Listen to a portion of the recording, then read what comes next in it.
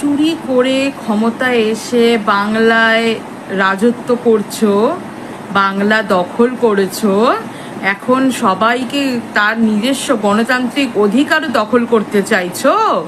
হ্যাঁ, আজকে দিনহাটা, কোচবিহার, বেহালা, পানিহাটি, এই 2 মাসের মধ্যে যে 7খানা রেপ ঘটনা ঘটেছে, তার থেকে মানে সেখানে আমাদের কি বলবো, উত্তরপ্রদেশকে ছাপিয়ে যাচ্ছি আমরা বাংলায়।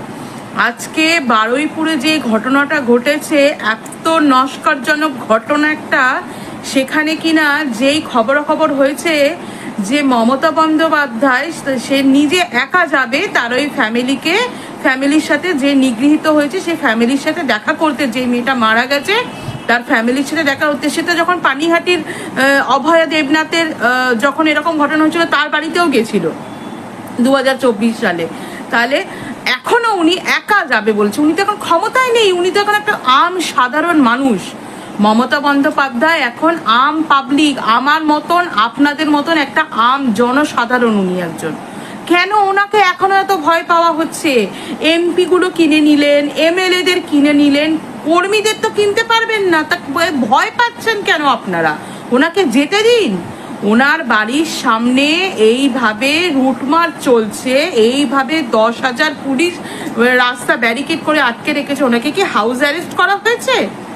মানে এইরকম করে কি মানে চাইছেন যে বাংলার বুকে একটা দাঙ্গা লাগাতে, গোধরার মতন? আপনারা কি এইটাই চেয়েছিলেন, যেটা দিদি বারবার করে আমাদেরকে কর্মীদেরকে সাবধান করেছিল, যে বাংলাতেও প্রত্যেকটা সাধারণ মানুষকে, জনতাদের দিদি সাবধান করেছিল যে বাংলাতে দাঙ্গা লাগতে দেব না, বাংলাকে অশান্ত হতে দেব না? তাহলে আপনারা কি এখন সেইটাই করছেন, যে বাংলায় দাঙ্গা লাগিয়ে ছাড়বেন? ওনাকে অ্যারেস্ট করার, হাউস অ্যারেস্ট করে রাখার কিরকম আপনাদের মানে দরকার পড়লো? উনি কি করতে চাইছে? ওনার তো যত এমপি তাদেরকে, সেগুলো অবশ্য মানে দোগলা ছিল, তাই আপনারা যেই হাড্ডি ফেলেছেন গিয়ে ওগুলোকে চিবিয়ে নিয়েছে, কিনে নিয়েছেন। এমপি গুলোকেও কিনে নিয়েছেন, এমএলএ গুলোকে কিনে নিয়েছেন। ঠিক আছে, যেখানে যেখানে কাউন্সিলররা নিচে থেকে পদত্যাগ করেনি, সেখানে আপনারা জোর করে পদত্যাগ করিয়েছেন। তো এখন কি চাইছেন আপনারা? চাইছেনটা কি? গণতান্ত্রিক অধিকারটাও কেড়ে নেবেন? এর ফল খুব খারাপ হবে। লাভা, শুনুন, আগুনকে কখনো দমিয়ে রাখা যায় না। এই লার্ভা যখন ফাটবে না, তখন কিন্তু খুব বিপদ হয়ে যাবে আপনাদের জন্য, প্রচন্ড বিপদ হয়ে যাবে। সাধারণ মানুষ এখন, মমতা বন্দ্যোপাধ্যায় একটা সাধারণ মানুষ, ওনাকে আটকাবার কি আছে? কেন এত ভয় এখনো? এটাই তো বুঝতে পারছি না, এত মমতা বন্দ্যোপাধ্যায়কে কেন ভয়? উনি তো দেখা করতে যাবে। উনি তো আর বলছে না যে যেই বাচ্চার খিদে পেয়েছে সেই বাচ্চা কাঁদলে তবে তাকে দুধ দেব। উনি তো না, বাচ্চা কাঁদার আগেই যাচ্ছে যে না, দেখি বাচ্চাটার কি হয়েছে, কেন এই সমস্যাটা হলো, বাচ্চাটা কিভাবে চলে গেল। তো তাকে কেন এইভাবে আটকানো হচ্ছে? প্রত্যেকটা মুহূর্তে, প্রত্যেকটা পদক্ষেপে কেন তাকে আটকানো হচ্ছে? এত ভয় এখনো। যদি ওই ভয়টা দেখে ভালো লাগছে, ওনাকে এত ভয় আপনারা পাচ্ছেন ক্ষমতায় থেকেও, সবকিছু দখল করেও এখন ওনাকে এতটা ভয়।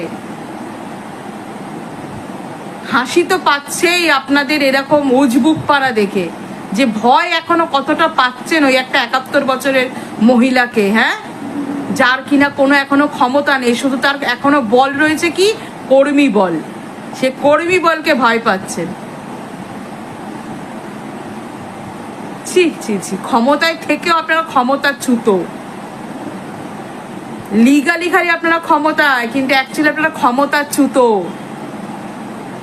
ये डर हमें अच्छा लगा, ये डर अच्छा लग रहा है।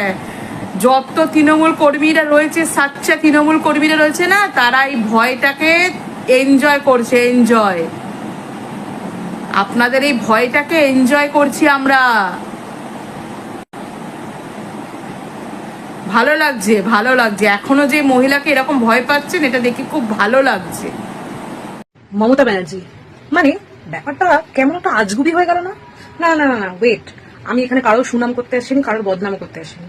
তবে যে ঘটনাটা আজকে ঘটেছে বারুইপুরে, 12 থেকে 13 বছরের যে মেয়েটার সাথে দুষ্কর্ম মানে কি বলবো, মানে নোংরা ভাবে, মানে যে পিশাচগুলো তাকে মেরেছে বাচ্চাটাকে, ধর্ষণ করেছে, আমি বলবো, পরিষ্কারই বলছি। এখানে অজানা না, অনেকের অজানা থাকতে পারে, কারণ মিডিয়া তো কিছু দেখাচ্ছে না, তাই না? তো সেই জায়গা থেকে মানে কোথায় পুলিশ প্রশাসন সব ওখানে যাবে, বারুইপুরে যাবে, ওখানের পরিস্থিতি সামলাবে, পুলিশ সেইটা না করে মমতা ব্যানার্জির ঘর ঘেরাও করেছে। মানে কেমন একটা আজব হয়ে যাচ্ছে না ব্যাপারটা। মানে এটা কেন হচ্ছে আমার ঠিক মাথায় ঢুকছে না। আরজি করের ঘটনার সময় শুনেছিলাম যে মমতা ব্যানার্জি নাকি সবাইকে সাথ দিয়েছিল, হ্যান করেছিল, ত্যান করেছিল, দোষীদের এই করেছিল, ঠিক আছে, মানলাম। তার জন্য তার ফল ইলেকশনের বক্সে মানুষ দেখিয়ে দিয়েছে। মমতা ব্যানার্জি চেয়ার থেকে মমতা ব্যানার্জি পড়ে গেছে, মেনে নিলাম, ঠিক আছে, ভুল করেছে, ভুলের শাস্তি পেয়ে গেছে, ডিম ছুঁড়েছে, ইট ছুঁড়েছে, পাটকেল ছুঁড়েছে। কিন্তু এখন তো উনি সেই চেয়ারে নেই, এখন উনি শাসন করছেন না, এখন তো আমাদের রাজ্য সরকার অন্য। তো তারা এই ব্যাপারটা কেন দেখছে না? মানে যেই বাচ্চাটা ধর্ষণ করা হলো, যেই বাচ্চাটা মারা গেল, সেই বাচ্চাটার বাড়িতে পুলিশ প্রশাসন না পাঠিয়ে এক্স ফর্মার মুখ্যমন্ত্রী তার বাড়ি ঘেরাও করেছে কেন পুলিশ, আমার ঠিক মাথায় ঢুকছে না। মানে এটা এটা কিসের জন্য? মানে এখনো কি সেই প্রতিবাদী নারী বা মানে 72 ঊর্ধ্ব নারীটাকে এখনো কি মানে আমাদের শাসকরা ভয় পাচ্ছেন যে উনি ওখানে চলে গেলে যদি প্রতিবাদের আওয়াজটা আরো সেই বেড়ে যায়, বুলন্দ হয়ে যায় আর কি? হ্যাঁ, মানে না হলে এই জিনিসটা কেন হবে? ইলেকশন হওয়ার পর থেকে এত কিছু, এত ঘটনা, এত সেই ইডি আসছে, সিবিআই আসছে বাড়িতে, কিন্তু আজকে যেই শুনলেন যে মমতা ব্যানার্জি তৈরি হচ্ছেন যে বারুইপুর ওই মেয়েটার বাড়িতে যাবেন তার বাবা মার সাথে দেখা করতে, সঙ্গে সঙ্গে মমতা ব্যানার্জির বাড়ি পুরো এরিয়াটাকে ঘেরাও করা হয়েছে পুলিশ প্রশাসন দিয়ে। মানে এইটা মানে গণতন্ত্র গলা টিপে মেরে দিতে চাইছে এই সরকার। এই সরকার বলতে রাজ্য সরকার বলছি। এইগুলো কিরকম জিনিস? আরে আপনারাও তো অভয়ের সময় গিয়ে সবাই মিলে প্রতিবাদ করেছেন, রাস্তায় নেমেছেন, মুখ্যমন্ত্রী তো আটকায়নি কাউকে। ওনার দোষ ছিল, গুণ ছিল, কি ছিল না ছিল, তার জন্য উনি শাস্তি পেয়েছেন, উনি নিজের চেয়ার হারিয়েছেন। কিন্তু আজকে আপনারা এই কদিন এসে আপনারা কি করছেন? মানে এইটাই তোমার মাথায় ঢুকছে না যে ঠিক আছে, যেই মেয়েটা ধর্ষণ করা হয়েছে তার বাড়িতে কোথায় পুলিশ প্রশাসনকে পাঠাবেন, যেরকম ভাবে ঘেরাও করে রেখেছে তার এরিয়ায় পাঠাবেন, কোথায় ঝামেলা লাগে না লাগে, কিন্তু ফর্মার মানে চিফ মিনিস্টারের বাড়িতে পুলিশ ঘেরাও করছে, এই ব্যাপারটা একটু ঠিক মাথায় ঢুকছে না আমার। আপনারা যদি কেউ একটু জেনে থাকেন যে কেন পাঠিয়েছে, একটুখানি আমাকে প্লিজ জানাবেন, নক করবেন। আমার সত্যি, আমি কারণ নিউজে তো সব বায়াসড নিউজ, আমি নিউজ একদম দেখি না, যতটুকুনি দেখি এখন সোশ্যাল মিডিয়ার থ্রু, তো হয়তো আমি সবটা দেখিনি বা আমি সবটা জানি না। আপনারা যদি কেউ জেনে থাকেন এটা অবশ্যই একটু জানাবেন। মানে এটা কি হচ্ছে এই ব্যাপারটা আমার সত্যিই মাথায় ঢুকছে না, কেনই বা হচ্ছে।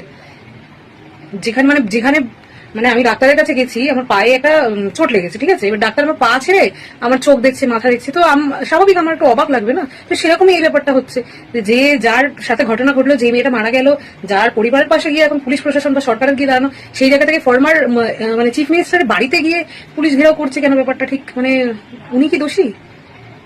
মানে এই ধর্ষণের মূল চক্রী কি মমতা ব্যানার্জি?